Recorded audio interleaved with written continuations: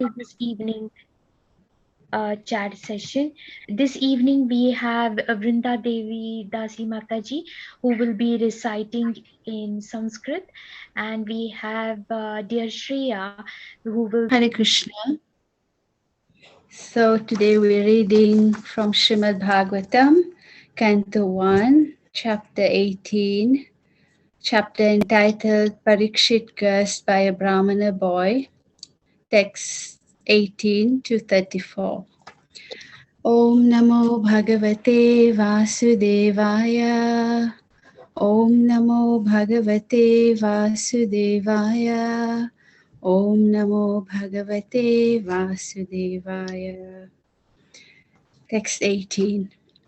Sutta Uvacha Aho Vayam Janma Brito Dyahasma Aho Vayam Janma Brito Dyahasma Vridhanuvrityapi Viloma Jataha Doshkulyamadhim Vidhunoti Shighram Mahattamanam Abhidhana Yogaha. Srila Sutta Goswami said, O God, although we are born in a mixed caste, we are still promoted in birthright simply by serving and following the great who are advanced in knowledge. Even by conversing with such great souls, one can without delay cleanse oneself of all disqualifications resulting from lower births. Text 19. Kutta punagrinato namatasya mahattamaikanta parayanasya yunanta shaktir bhagavanananto mahadgunadvadyam And what to speak of those who are under the direction of the great devotees, chanting the holy name of the Unlimited who has unlimited potency? The personality of Godhead, unlimited in potency and transcendental by attributes, is called Ananta, or unlimited. Text 20. Etavatalam nanushuchitena gunera samyanatishayanasya hitveteran prarthayato vibhutir yasanghirenum jushatena bhipsoha. It is now ascertained that He, the personality of Godhead, is unlimited and there is none equal to Him. Consequently, no one can speak of Him adequately. Great demigods cannot obtain the favor of the goddess of fortune even by prayers. But this very goddess renders service unto the Lord, although He is unwilling to have such service. Text 21. Athapiyat padanakhavashishtam jagadvirincho paritarhanam bhaha sesham punatyayatamo mukundat konamaloke bhagavat padarthaha. Who can be worthy of the name of the Supreme Lord but the personality of Godhead Sri Krishna? Brahmaji collected the water emanating from the nails of his feet in order to award it to Lord Shiva as a worshipful welcome. This very water, the Ganges, is purifying the whole universe, including Lord Shiva. Text 22. Yatra nurakta sahasaiva dhira vyapohya dehadishu sangamuddham vrajanti tat paramahamsyamantyam yasmin ahimso pashama swadharmaha. Self-controlled persons who are attached to the Supreme Lord Sri Krishna can all of a sudden give up the world of material attachment, including the gross body and subtle mind, and go away to attain the highest perfection of the renounced order of life, by which non-violence and renunciation are consequential. Text 23. Aham hi prishto ryamano bhavadbhir achaksha atma vagamo trayavan nabha patantyatma samam patatrinas tatha samam vishnu gatim vipashtitaha. O Rishis, who are as powerfully pure as the sun, I shall try to describe to you the transcendental pastimes of Vishnu as far as my knowledge is concerned. As the birds fly in the sky as far as their capacity allows, so do the learned devotees describe the Lord as far as their realization allows. Text 24 to 25. Ekada dhanu audyamya vicharan mrigayan vane mrigan anugataha shrantaha kshuditas trishito prisham jalashayam achakshanaha pravivesha tamashramam tadashramunim asinam shantam militalochanam. Once upon a time, Maharaj Parikshit, while engaged in hunting in the forest with bow and arrows, became extremely fatigued, hungry, and thirsty while following the stags. While searching for a reservoir of water, he entered the hermitage of the well-known Shamaka Rishi and saw the sage sitting silently with closed eyes. Text 26. Pratirudhendriya prana manobuddhim uparatam sthanatrayat param praptam brahma bhutam avikriyam. The Muni's sense organs, breath, mind, and intelligence were all restrained from material activities, and he was situated in a trance apart from the three: wakefulness, dream, and unconsciousness, having achieved a transcendental position qualitatively equal with the Supreme Absolute. Text 27. Viprakirna jatachannam roravena jinena cha vishusyat talur udakam tatha bhutam ayachata. The sage, in meditation, was covered by the skin of a stag, and long compressed hair was scattered all over him. The king, whose palate was dry from thirst, asked him for water. Text 28. Alabdha trina bhumyadir asampraptarkhyasundritaha avagyatam ivatmanam manyamanaschukopaha. The king, not received by any formal welcome by means of being offered a seat, place, water, and sweet addresses, considered himself neglected, and so thinking, he became angry. Text 29. Abhutapurva sahasa kshudridbhyam artitatmanaha brahmanam pratyabhut brahman matsaro manyurevacha. O Brahmanas, the circumstances having distressed him with extreme hunger and thirst, the king directed toward the sage his anger and envy, which he had never before directed towards a Brahmin.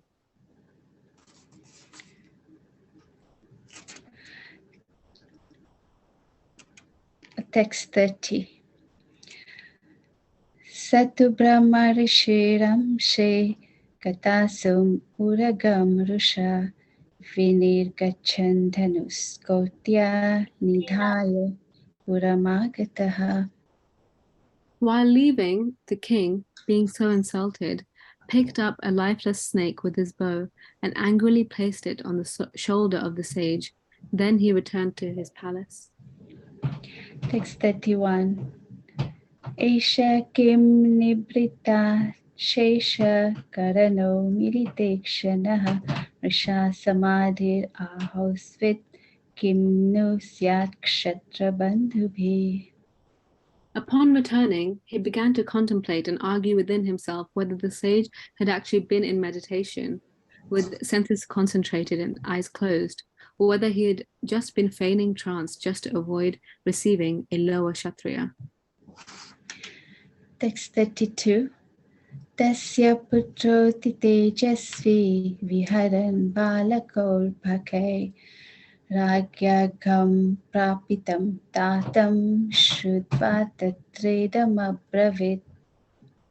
The sage had a son who was very powerful, being a Brahmin's son. While he was playing with inexperienced boys, he heard of his father's distress, which was occasioned by the king. Then and there the boy spoke as follows. Text 33. Aho adharma palanam vivnam bali bhujamiva swaminyagam yadasanam dwarapanam shunamiva. The Brahmin's son, Shringi, said, "Oh, just to look at the sins of the rulers who, like crows and watchdogs at the door, perpetrate sins against their masters, contrary to the principles governing servants." Text 34. Brahmane kshetra bandhurhi griha palo nirupitaha sakatham tad grihe dvastaha sabhandam bhoktumarhati. The descendants of the kingly orders are definitely designated as watchdogs, and they must keep themselves at the door. On what grounds can dogs enter the house and claim to dine with the master on the same plate?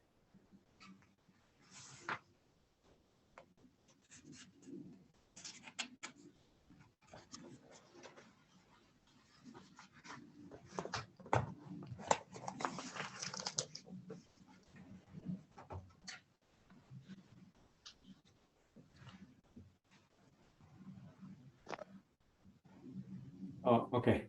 Well, I was talking on mute. Apologies. Thank you very much, Vrinda Devi Mataji and Shreya Mataji. That was a very beautiful recitation. Hare Krishna. Hare Krishna. You both are scholars, so I'm a bit scared now to speak anything more. So, thank you. Hare Krishna. Would you like to give a class, Mataji, instead of me? I'm happy to listen. No, we are listening to you, Prabhu. Please. I'm really sorry for that. Hare Krishna. Hare Krishna. So I will share my screen. We'll start. Yeah, I guess all of you can see my screen. Yes, Prabhuji. Yes, Prabhuji. Thank you for the confirmation.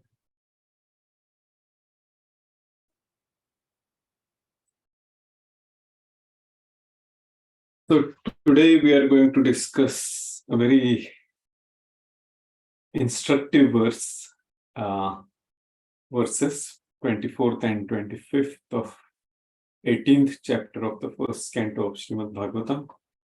So we will start. Om Namo Bhagavate Vasudevaya. Om Namo Bhagavate Vasudevaya. Om Namo Bhagavate Vasudevaya. Narayanam Namaskritya Naram Chaiva Narottamam Devim Saraswatim Vyasam Tato Jayamudire Nashtaprayeshu Bhadreshu Nityam Bhagavata Sevaya Bhagavati Uttama Shloke Bhaktir Bhavati Naishtaki Yam Pravrajantam Anupet Mapet Kutyam Dvaipayano Virahaka Tara Ajubhava Putreti Tanmayatayo Taravo Bhinedus Tam Sarvabhuta Hridayam Munimanatmasmi. So let's chant the verses. Ekada dhanuruddhamya vicharan mrugayam vane mruganugataha shrantaha kshutitas trishito brisham jalakshayama chakshanaha pravivesha tamashramam dadarshamunimasinam shantam militalocanam. Translation and purport by His Divine Grace Srila Prabhupada ki jai. So translation.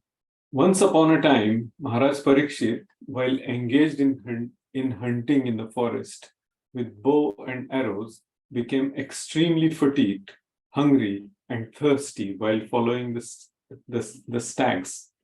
While searching for a reservoir of water, he entered the hermitage of the well-known Shamik Rishi and saw the sage sitting silently with closed eyes. Purport. The Supreme Lord is so kind to his pure devotees that in proper time he calls such devotees up to him and thus creates an auspicious circumstance for the devotee. Maharaj Parikshit was a pure devotee of the Lord, and there was no reason for him to become extremely fatigued, hungry, and thirsty, because a devotee of the Lord never becomes perturbed by such bodily demands. But by the desire of the Lord, even such a devotee can become apparently fatigued and thirsty, just to create a situation favorable for his renunciation of worldly activities. One has to give up all attachment for worldly relations before one is able to go back to Godhead. And thus, when a devotee is too much absorbed in worldly affairs, the Lord creates a situation to cause indifference. The Supreme Lord never forgets his pure devotee, even though he may be engaged in so-called worldly affairs. Sometimes he creates an awkward situation and the devotee becomes obliged to renounce all worldly affairs. The devotee can understand by the signal of the Lord, but others take it to be unfavorable and frustrating. Maharaj Parikshit was to become the medium for the revelation of Srimad Bhagavatam by Lord Sri Krishna, and his grandfather Arjun was the medium for the Bhagavad Gita. Had Arjun not been taken up with an illusion of family affection by the will of the Lord, the Bhagavad Gita would not have been spoken by the Lord himself for the good of all concerned. Similarly, had Maharaj Parikshit not been fatigued, hungry, and thirsty at this time, Srimad Bhagavatam would not have been spoken by Srila Shukadeva Goswami, the primary authority of Srimad Bhagavatam. So, this is a prelude to the circumstances under which Srimad Bhagavatam was spoken for the benefit of all concerned. The prelude, therefore, begins with the word once upon a time, ekada. So, yes, it's a very, very insightful verse we are going to discuss today. Let's start our Mangala Charana, and then we will have this interesting topic for our exchanges.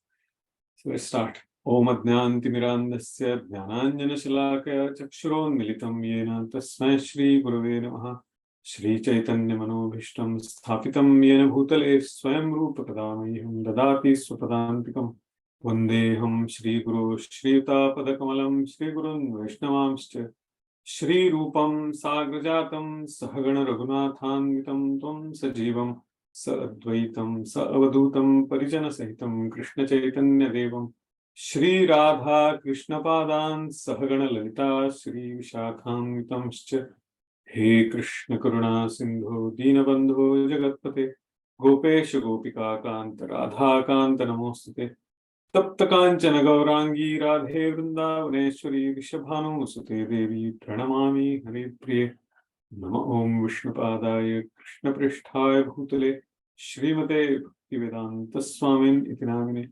Namaste Saraswati Devi Gauravani Pracharine Nirvishesha Shunyavadi Paschatya Deshatarine Vanchakalpatarubhyascha Kripa Sindhubhya evacha Patitanam Pavanebhyo Vaishnavebhyo Namo Namaha Jai Shri Krishna Chaitanya Prabhu Nityananda Shri Advaita Gadadhar Shrivas Adi Gaura Bhaktavinda Hare Krishna Krishna Krishna Hare Hare Hare Rama Rama Rama Hare Hare Hare Krishna Krishna Krishna Hare Hare Hare Rama Rama Rama Hare Hare Hare Krishna Krishna Krishna Hare Hare Hare Rama Rama Hare Hare Jamalambitapyo Kanakavadhato Sankirtanekapitaro Kamalataksho Vishwambharo Dvijabharo Yugadharma Palo Vande Jagat Priyakaro Karuna Avataro Yantah Pravishya Mama Vachimimam Prasuptam Sanjeevayatya Akhila Shaktidhara Swadhamna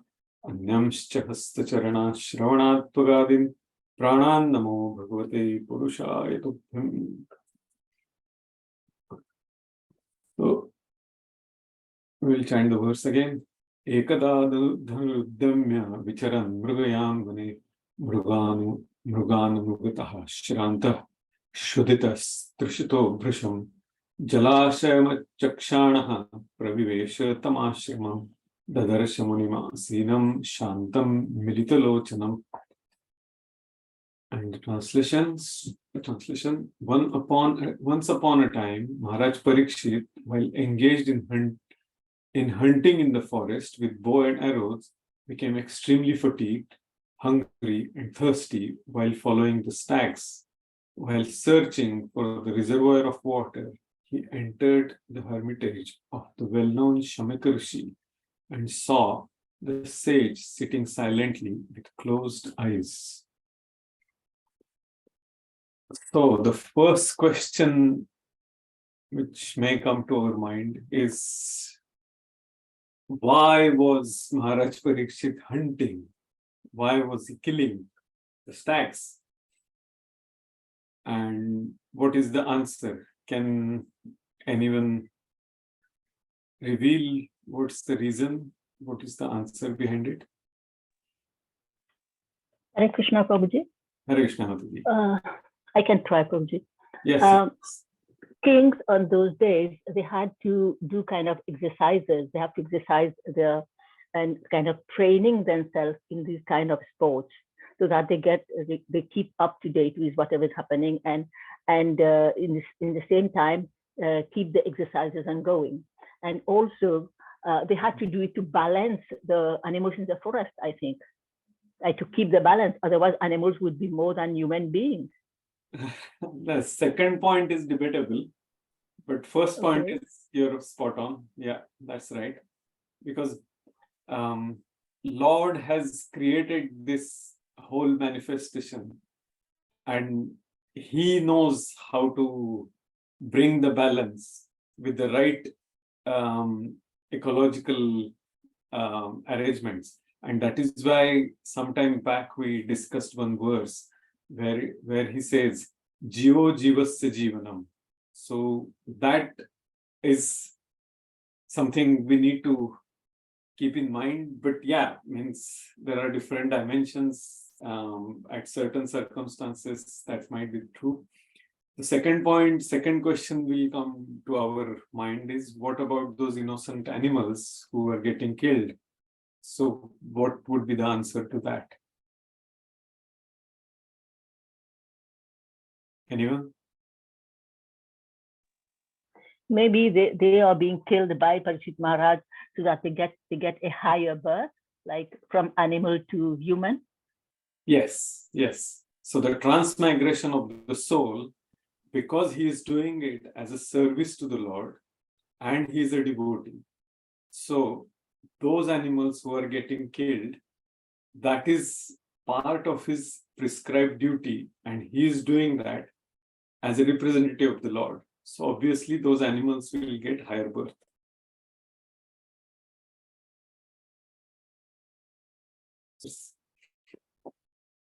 So what that means is the violence is necessary to protect the society, and that is the reasoning, that is the reason Maharaj Parikshit, he was hunting. So as Mataji said, to practice that art of violence, Kshatriyas were supposed to hunt in the forest. So the interesting bit here is they used to fight with the wild animals with the very specific skills, not like today's or in last few hundred years, especially the Western world, the way they hunt. It's like hiding somewhere and then using the guns and very deceptive type of killing animals. That is Ugra Karma.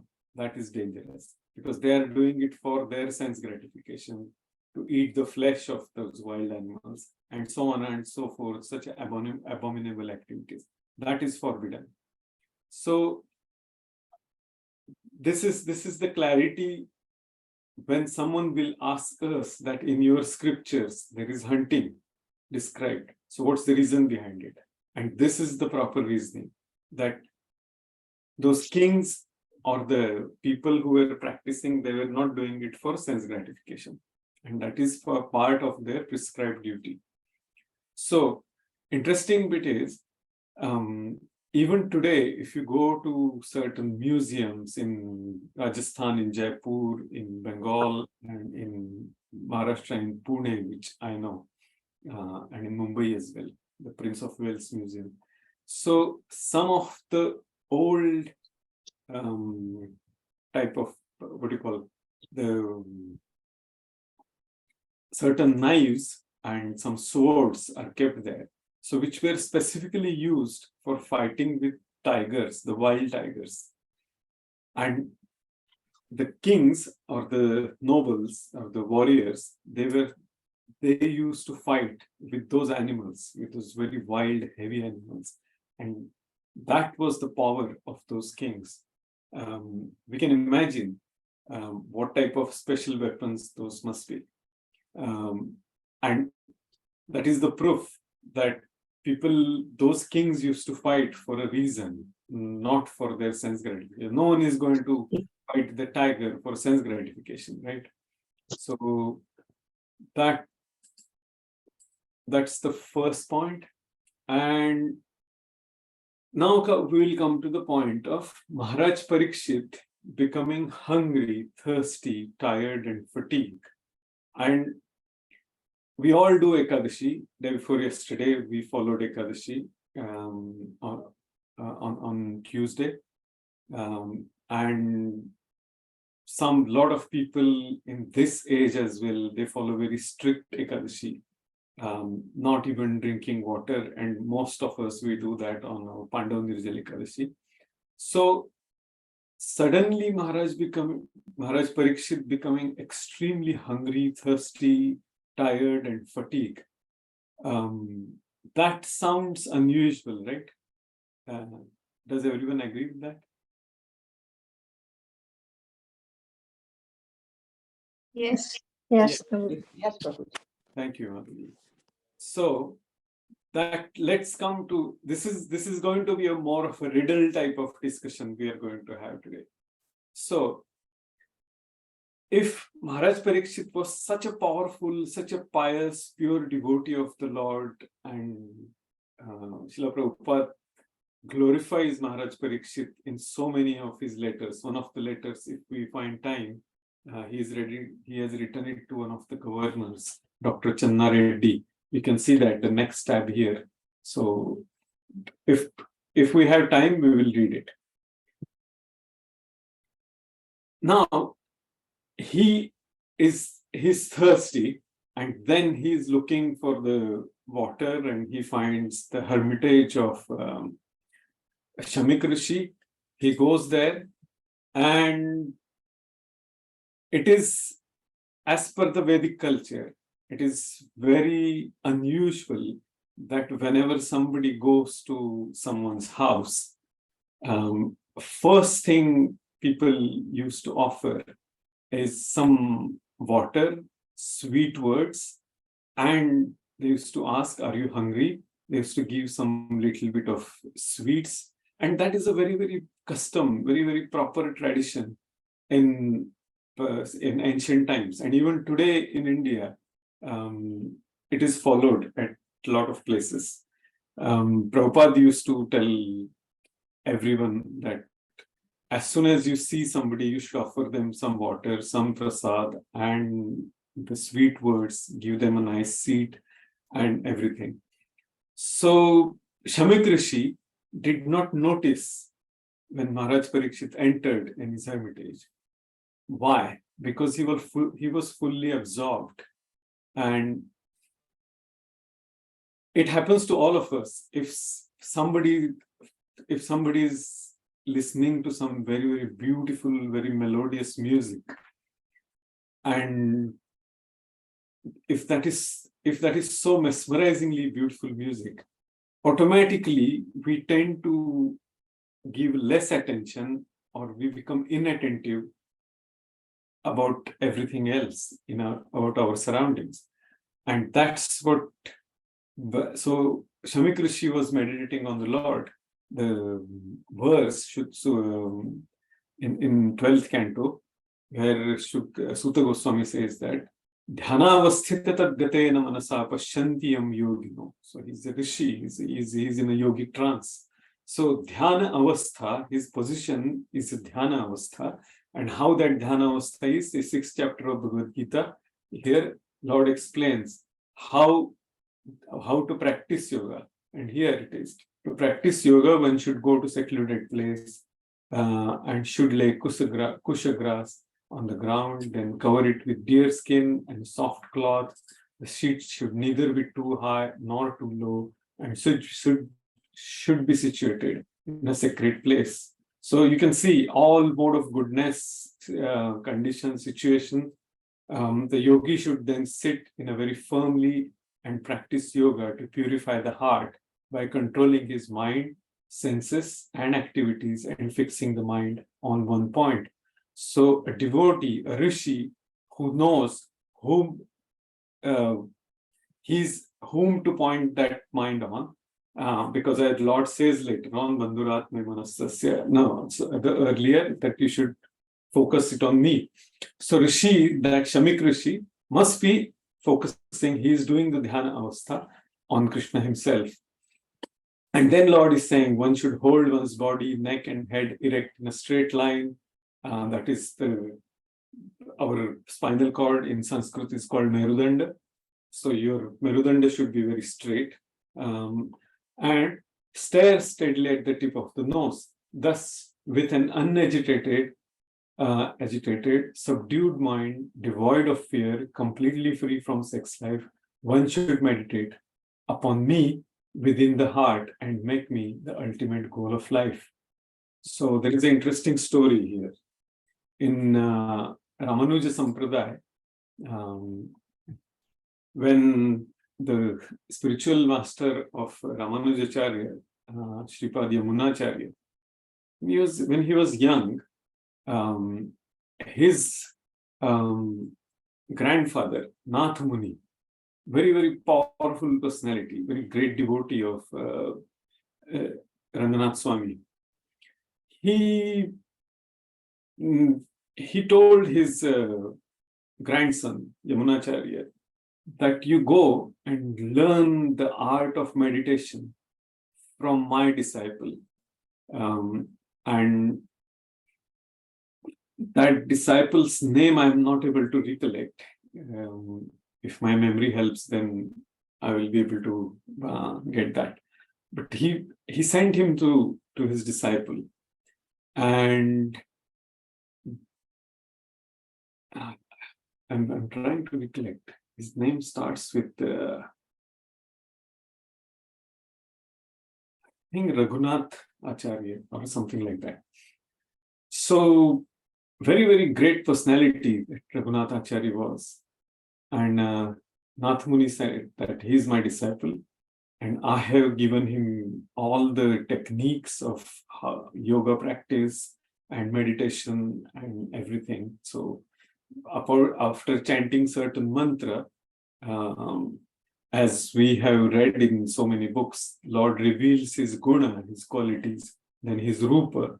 You can see the Lord face to face. So, and then Leela, and Lord allows us to enter, allows the Jivatma, not us, in the Leela, in the pastimes of the Lord. So that is the sequence. So he sent Yamunacharya to that to his disciples Gurukul, or his hermitage, and Yamunacharya went there. And at that time, when he entered there, all the disciples of Raghunath Acharya, he said, what do you want? And he said, I have been sent by Nath Muni, and I'm supposed to learn everything from him. Now, he was in a deep meditation, deep meditation. And all his disciples said that Guru Maharaj is in dhyana avastha, and we don't know, he may be in that avastha, in that position for days, months. Whenever he comes out of that, then only he will attend you, he will see you. And Yamunacharya was very humble, very subdued, weak, meek person, but very powerful, very learned scholar at that time as well. So he went there and he said, "Can I take a darshan of your Guru Maharaj?" And disciples said, "Yes, of course you can." So Raghunacharya went there, and he did not want to create a disturbance in the meditation of that Raghunathacharya. And that's why he was standing just behind the door and watching Acharya with fixed mind and with the mood of surrender. And at that time, Raghunathacharya came out of his meditation and he said, "Who is there standing?" And he shouted very loudly, "Who is standing there behind the door?" And Yamunacharya did not say anything. And he again asked, "Who is standing there behind the door?" And when he called twice or thrice, then Yamunacharya went there and he paid his obeisances. And he said, "Who are you? And what do you want?" And that time Yamunacharya said that, "I'm a grandson of Nath Muni, and he has sent me to learn the meditation from you." And that time, Raghunathacharya, he started shedding tears and he said, "My whole idea of meditation is when I chant the mantras given by your grandfather, I start understanding the glories of the Lord, his guna, his all qualities. And at that time, Lord appears in front of me. And my whole meditation is just to see the Lord. And Lord smiles at me, I smile. And for so many days and months, my only meditation is to see the Lord. But this time, Lord he stopped looking at me and he was looking at you. And that is why I asked and I shouted that, who is there behind the door? And that was you. The ultimate objective of my meditation is to see the Lord. But this time, Lord started looking at you and he was so happy to see you. Who am I to teach you what meditation is? And then he sent back to Yamunacharya back to Nath Muni, and then Yamunacharya, as we all know, he was actually a king.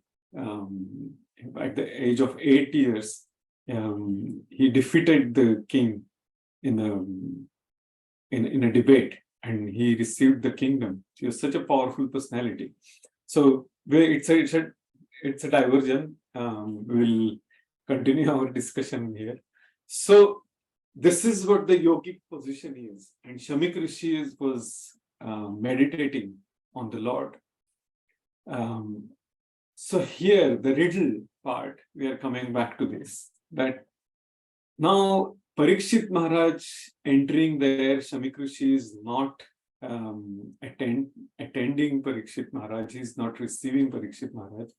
And Parikshit Maharaj is also a pure devotee, great personality. He's Raj Rishi, and Shamik Rishi is also Rishi, he is also yogi. So in both personalities' heart, there is a Paramatma, there is a Lord situated there, he's there. And Parikshit Maharaj becoming thirsty, hungry, fatigued, and Shamik Rishi, he is meditating on the Lord and he is not receiving Parikshit Maharaj. So, as if we consider this earlier story of Yamunacharya, then Shamik Rishi should have come out of the meditation, and Parikshit Maharaj should have understood the greatness of Shamik Rishi, that he is meditating on the Lord. So what happened now? So why things went a bit strange? That is the riddle.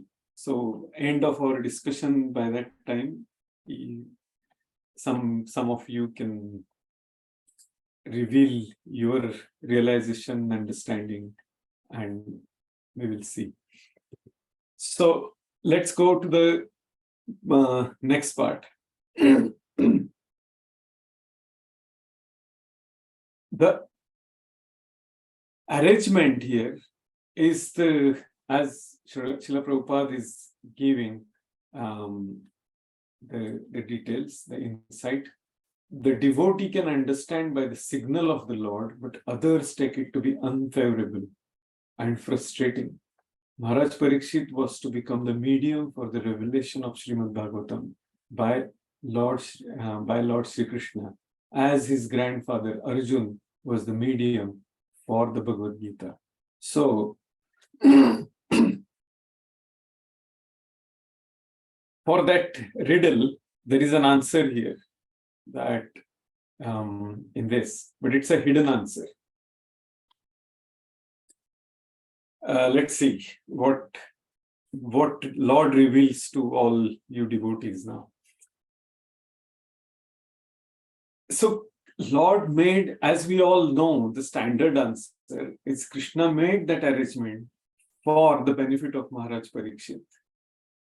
And opulence of Kshatriya, or the ego of Kshatriya, is to have that responsibility that I am the controller, I am the doer, is external consciousness of Kshatriya. That's why he can rule. And that's why the Varnashram Dharma of Kshatriya is the combination of mode of goodness and mode of passion, where a lot of times mode of passion becomes even more prominent.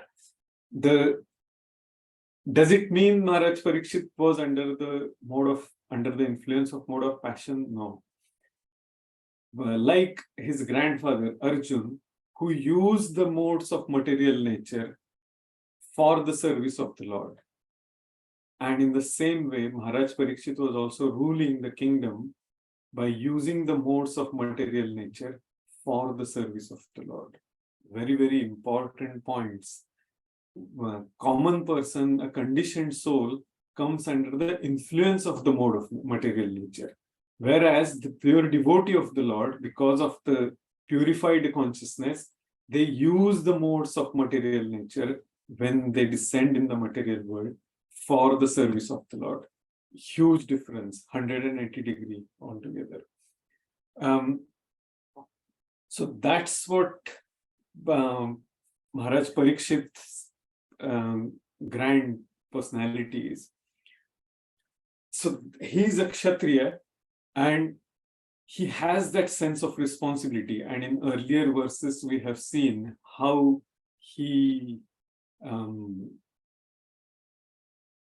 was going to kill the Kali personified there, and he was saving, he saved bull and the cow, the dharma and the Mother Earth. So if we just for a few minutes, if we just focus on how Kshatriya is, how powerful Kshatriyas are. We have been talking about Varnashram Dharma for quite a few sessions. But the ruler, for example, if we see the Prime Minister of a country or the President of America, such incredible power they have. Means they can do a lot of things that common man cannot even imagine. And that is just the President or the Prime Minister of one country. He was the ruler of the world. Person like a common man like us, like me, we think that I'm so indispensable. I can't be replaced. If tomorrow if I come to know that it is my last day in this world, I will think that how things will work without me. My job will be, people will find it difficult to do what I do at home, how things will work, and so on and so forth. So we all think that I can't be replaced. I'm kind of indispensable. I have so much of responsibilities. But it isn't, and it's a fear. it's nothing but a fear of kind of redundancy, uselessness. If I have, what will happen?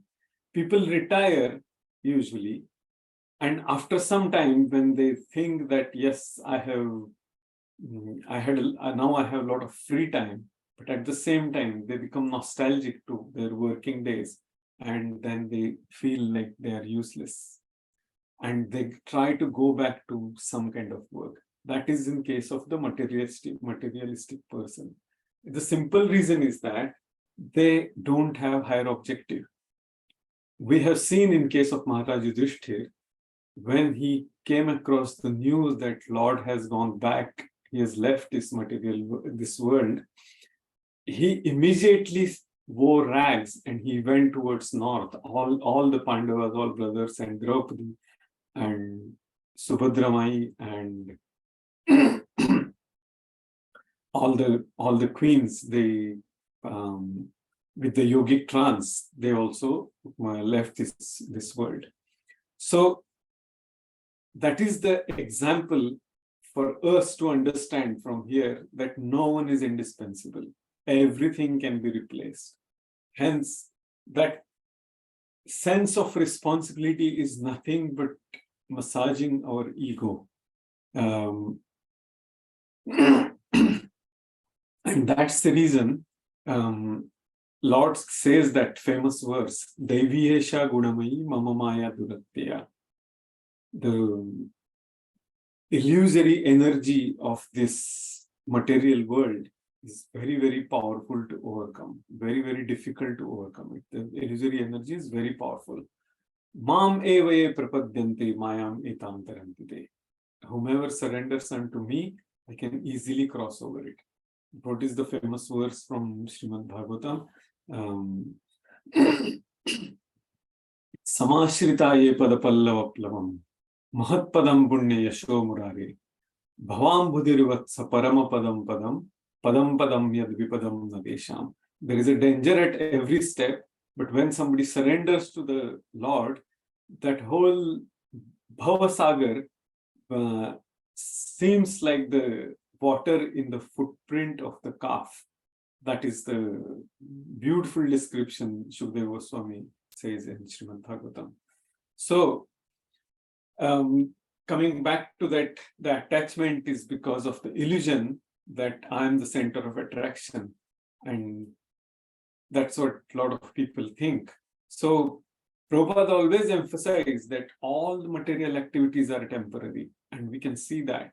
Prabhupada's every lecture, his purports, he emphasizes the temporary nature of the material world. So activities are temporary, their output is temporary, their value is temporary, and as time progresses, those all activities will go in oblivion. Their results will go in oblivion. So the only thing Prabhupada always emphasizes is the path of bhakti. And for example, there was some great scientists like Einstein, for example. We know Einstein of his lifetime, but later on, Einstein has done some really mischievous activities in his life, especially in his family life. So, if that Einstein, the soul, if that soul did not have enough pious credit, what must have happened to that soul? Either the soul has got some animal body, or if at all some human body, maybe something insignificant, some Shudra, some sweeper, some beggar type of body. If that person, if somebody reveals to him, in your last birth you were Einstein, how will it be? It doesn't mean anything. What remains, what Prabhupada emphasizes again and again, is our bhakti. Our only credits it continues is our devotional service. How important and how valuable it is. And how we accomplish our human life is tested all the time. And there is an interesting point when I was doing some reference work today. I realized it. We'll come to that point in a few minutes. The point here we need to keep in mind is that the Lord is so merciful that when someone is on this, takes the path of process of bhakti, he pulls towards himself because of our crazy entanglements, comforts and illusion. And he says, now you have understood the real path of what the objective of your life. And he makes the arrangement to come back, to take us back to him, to Vaikuntha Lok. And that's something amazing for us to meditate on.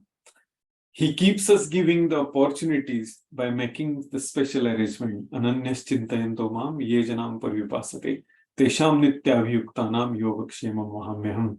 We just see the meaning of that verse as he provides what we lack and he preserves what he have. But at the same time, Ananyas chintayanto mam ye janam parvipasate, where he's saying that when somebody is constantly worshipping the Lord, it's fully engaged in this devotion, he provides. That means if there is something extra materially, he takes it back. And if there is something necessary, maybe in terms of misery, he will provide it so that the person, the Jivatma, becomes fixed in devotional service. And His Holiness Giriraj Maharaj very beautifully explains that in his lecture series of Nectar of Devotion. Very beautifully he explains that. It's very stepwise, very nectarian. And so in the same series, Giriraj Maharaj says that a lot of people think that what I will do, I will do everything, my process of devotional service or some spiritual activities, when I'm done with my material activities. That means when I'm old. And Maharaj says that, will you offer something which is really redundant or invalid to your most beloved person? And Giriraj Maharaj, His Holiness Giriraj Maharaj's very sharp intellect, where he's saying that we have to take this process very seriously when our consciousness is, or our intellect, our body, our mind is working quite properly. When we don't know tomorrow how it will be. So very, very important instruction he gives, and that's what we can see in the lives of many great personalities in our movement. One of my very close friends, His Grace Sarvajna Krishna Prabhu, he was telling once that Srila Prabhupada's revolutionary idea is the way he has institutionalized our whole movement. That was his realization, probably. He said that in his unique sense of humor, he said Prabhupada has given us an assurance of first-class ticket of going back home, back to Godhead. I found that statement several years back. He said it. It was incredibly fascinating. So what's the reason and how it is said in our Vedic culture, in Vedanta Sutra, for example, Athato Brahma Jignasa. This is the time to understand the spiritual science, our spiritual nature, science of self-realization, and that's the basis of the book Srila Prabhupada has given to all of us, revealed to all of us. So, time, while I was talking about the reference work, we need to connect the time given to us to Krishna. And that is a very easy concept to understand, but the most difficult to implement. Because as Srila Radhanath Maharaj says that if we lose time, the whole wealth of this world is useless if we want that time back. It's not possible. That Kala Chakra is always ticking. And that is why we need to connect our limited time for the service of the Lord, for the devotional service, for in this path of bhakti. And the examples of that is, the first example is Bali Maharaj. If we see his whole life, because he is the king of the demons, he has to fight against the demigods, because that is the role he is given to.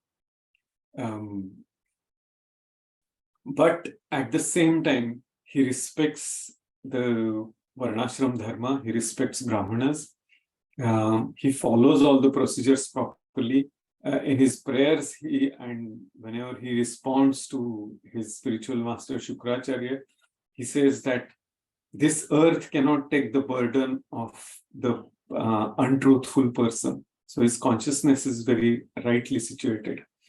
And as we know, the famous pastime, one of the most glorious pastimes of the Lord, when Vamandev came to Bali Maharaj, he says that you have cheated me, but your cheating is also transcendental. That is for the benefit of the devotees only. And then he says, you came to take something. Who am I to give you? It all belongs to you. My two hands are not enough to give something to you. And you are so merciful that it is the highest form of mercy when you take everything from your beloved devotee. And then he surrenders that one thing you don't take from your devotee is the free will.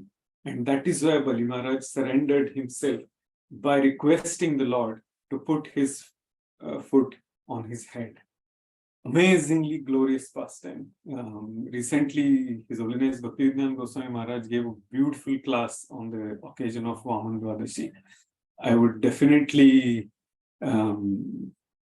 suggest all of you to listen to that class. It was phenomenal.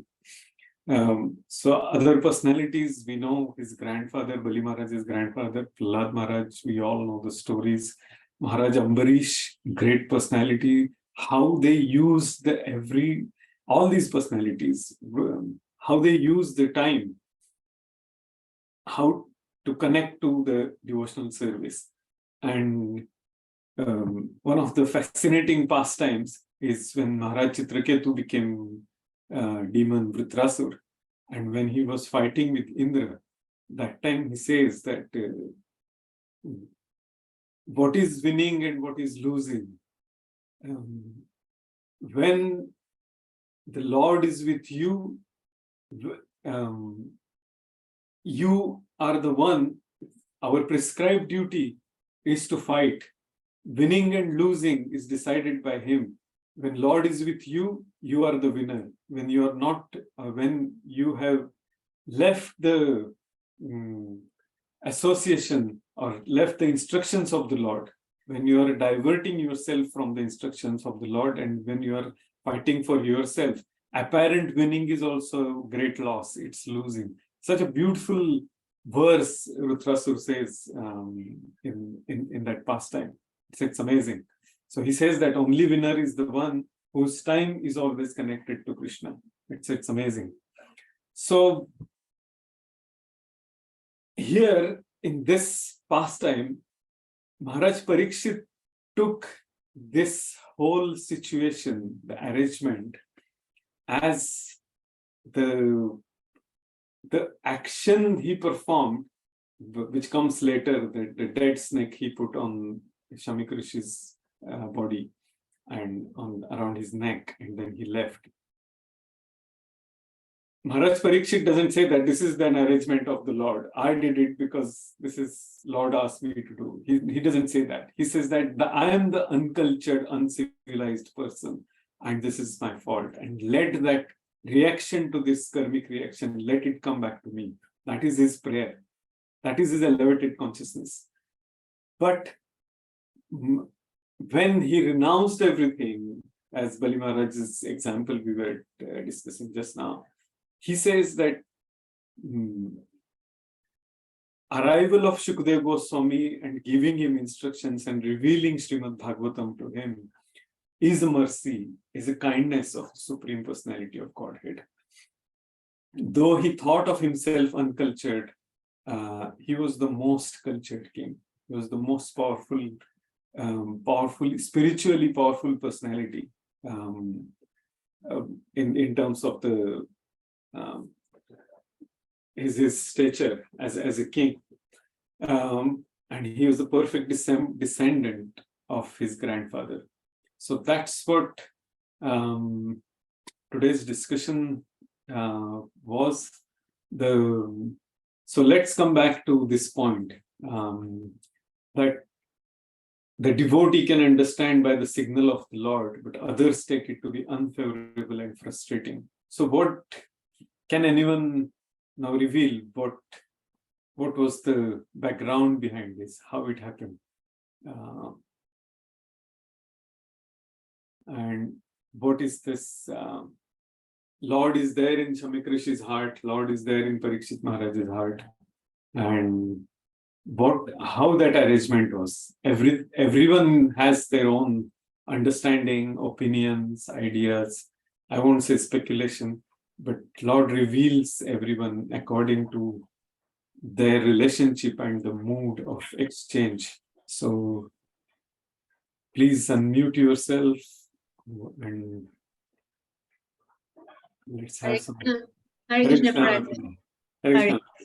Thank you very much for explaining so much and going into the different aspect of the whole scene. My understanding is just that, I mean, we know so far that Parikshit Maharaj is so kind, even to Kali. He gave a place to live because he knew that he's the king and he need to give the proper place for his subjects. So he could have killed Kali and he didn't. Even that kind of a person who really looks after everybody. And at that moment when he was so hungry, so thirsty, and he didn't even, it seems that he didn't use his even mode of pure goodness, think about it, why shall I do this? It just, everything is, I mean, Krishna is the director. And he has to direct the show going on. And so he knew it was the time for Parikshit to go back to the spiritual world. And the only way it could be because, before Krishna went away to the spiritual world, he said to Uddhava, whoever takes shelter of Srimad Bhagavatam, I'm Srimad Bhagavatam, I'll be in there. So that was the perfect time, the perfect person for the Bhagavatam to come as Krishna. That was the perfect time, having Parikshit as the main character for us. So that's why all these things are happening. It's like a big drama when he's supreme director and he's directing everything in this scene. So if we understand this way, then we would not be bewildered, like the way Srila Prabhupada has explained to us. He has actually helped us to understand this. Absolutely. Take this way, then, it will be so nice. Thank you. I don't know if this is the right thing to say. I don't know. It is just... No, definitely. Absolutely. Beautiful dimension. Thank you very much, Mataji, for revealing it. There will be many things here. So yes, Mataji, please go ahead. Hare Krishna, Prabhuji. Thank you for this in-depth explanation of these two verses. as we know, Parikshit Maharaj was in Mahabhagavata, so who could control his senses. Yeah. He controlled his anger and did not even hurt Kali, who was hitting the innocent bull and cow. So how could he be hungry, thirsty, tired, fatigued, angry at a sage who was sitting silently with closed eyes, not hurting anyone? So we know that Kali had to do his course. And if Parikshit Maharaj was there, Kali would not be able to carry out his duty, because that was a duty he was carrying out on behalf of the Lord. The four yugas have to come and go. It's kind of rolling. We cannot stop it. So the Lord had to call Parikshit Maharaj so that Kali could take control. So the curse of Shringi Maharaj, he was a mean for Parikshit Maharaj just to get detached from the material world and then just leave everything. So in our life also, we see that there is birth, old age, disease, and death. So why do all these have to come? People may think, oh, the Lord is so bad that he created disease, old age, death. Why? Only birth and being happy in this world, that would be good. But no, the Lord knows that if we come into this world and we get everything and we enjoy happily, we will not want to leave this material world. And he wants to reclaim us. He wants to take us back. So he created these. Automatically, when we get old and we get disease, we start getting detached from everything. Yeah. We don't have time to think about our properties or whatever we have. We just think, okay, I cannot take charge of everything. Now I'm giving up. But in Krishna consciousness, we don't wait for the old age. We know now and now, because we don't know what will happen the next minute. So yes, that is my understanding also of these two verses. Hare Krishna. Thank you. Hare Krishna. Thank you, Mataji. Thank you. That was wonderful. Anyone else? I would definitely love to hear more, because I have been talking a lot.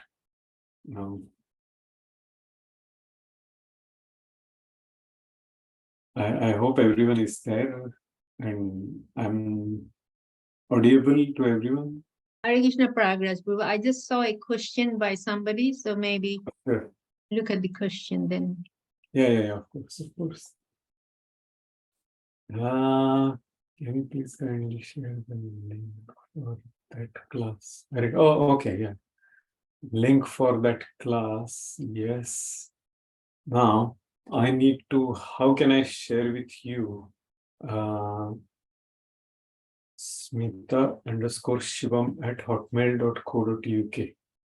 Okay. Hang on.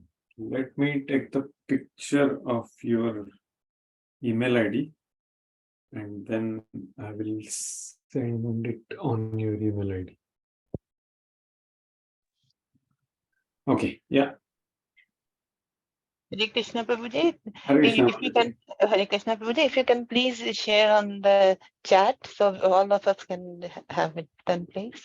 You mean the class? That class, on the link on the chat. You mean His Holiness Bhaktivedanta Goswami Maharaj's class? Yes, Prabhuji, please. Yes, Prabhuji. Oh, okay. Thank you, Prabhuji. Thank you. No problem. So now you are putting me on spot. I need to do a bit of homework, because this chat will go away when we will stop our session. So that is... We can save it now, Prabhuji, when you send the link to us now. Yeah, that's Thank you. good. Sure. Because that class is on YouTube actually. And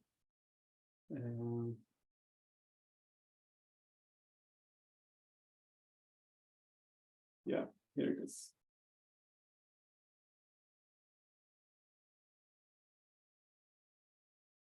Let's check.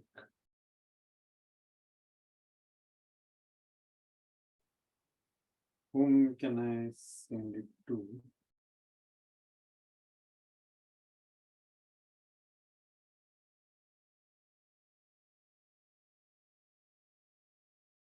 Compose, and then I'll sing it to myself.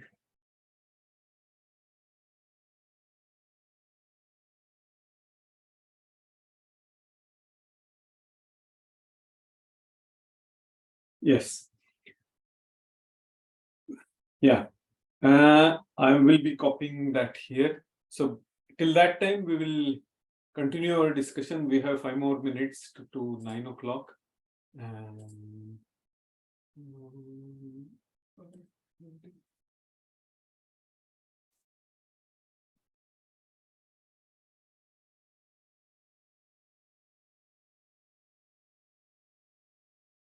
Hopefully, I have copied the right link.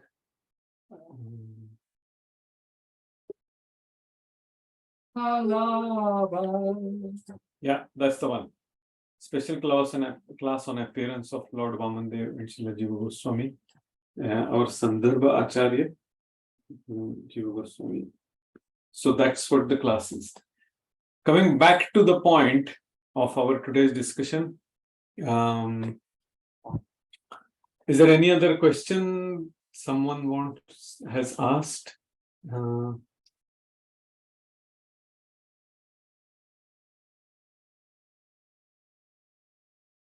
Okay. Anyone would like to reveal what this part we were talking about Maharaj Parikshit? Or it's almost 4 or 5 minutes, so let me give my answer. The name Maharaj Parikshit, Pariksha means examine, and he was constantly examining because he has seen the Lord in the womb of Mother Uttara. And he was constantly searching for the Lord all the time. His objective of his life was to meet the Lord, to be with the Lord. And when Uddhava was reciting or revealing Srimad Bhagavatam in Vrindavan to all the gopis near Kusum Sarovar after Lord's disappearance, that time Parikshit Maharaj was also there.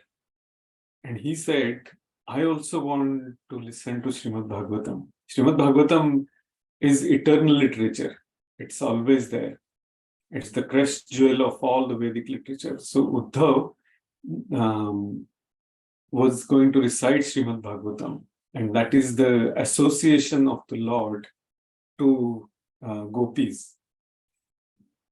And that's why, and at that time, Parikshit Maharaj, being his name Parikshit, he has seen the Lord. So he also wanted to relish that association of the Lord in the form of Srimad Bhagavatam. And that time Uddhava said to him that your time will come and Srimad Bhagavatam, you will be associated with Srimad Bhagavatam from the correct, at the right situation, with that sweetness from the perfect authority, and it would be for you. But right now that time has not come, and that's why you should go and rule. And with that submissive heart, Parikshit Maharaj went back to Hastinapur, and he was ruling the kingdom.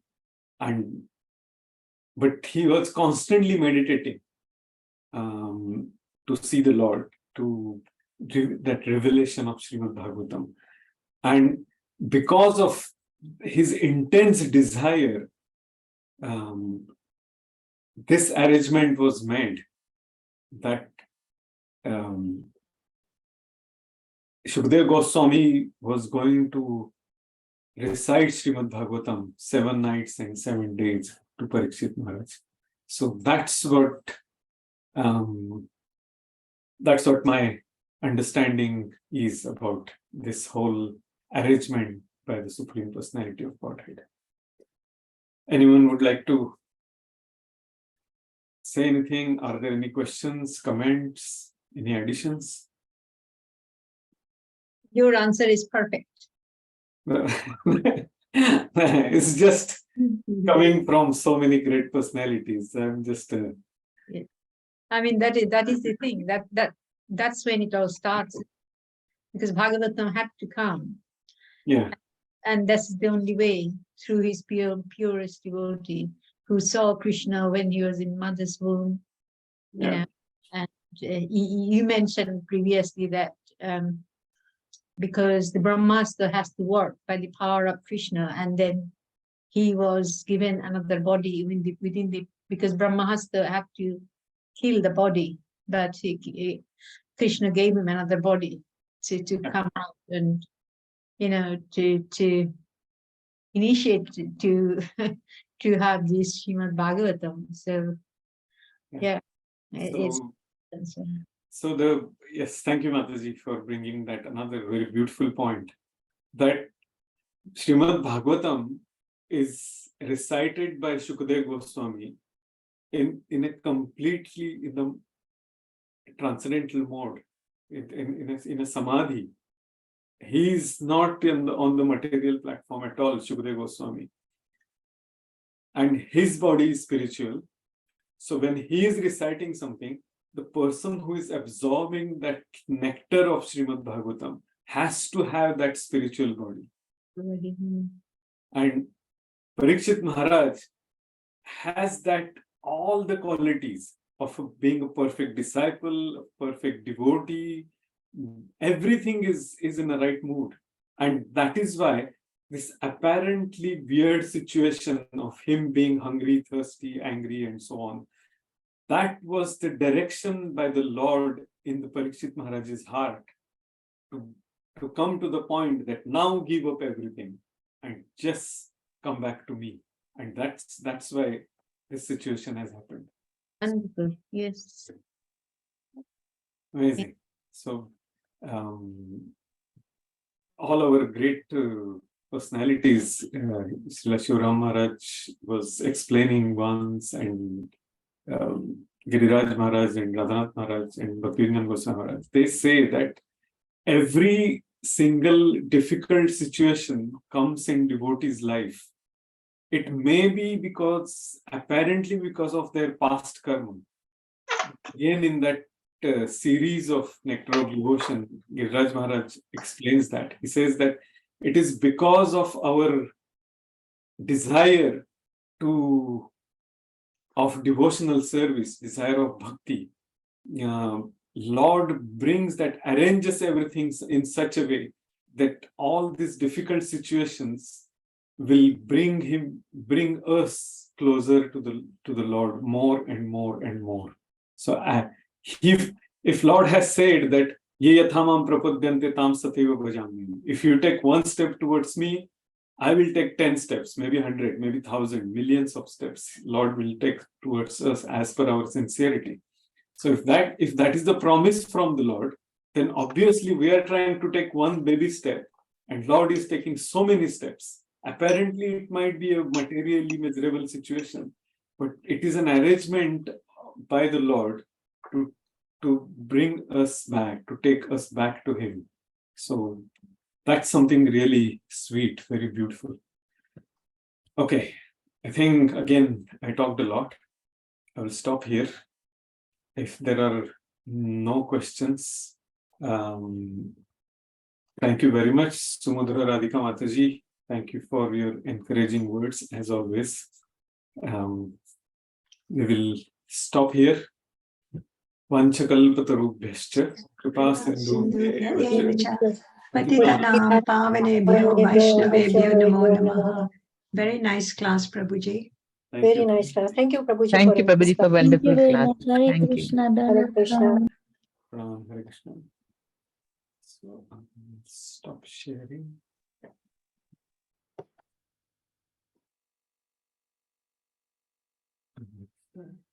Hare Krishna, Prabhuji. Hare Krishna.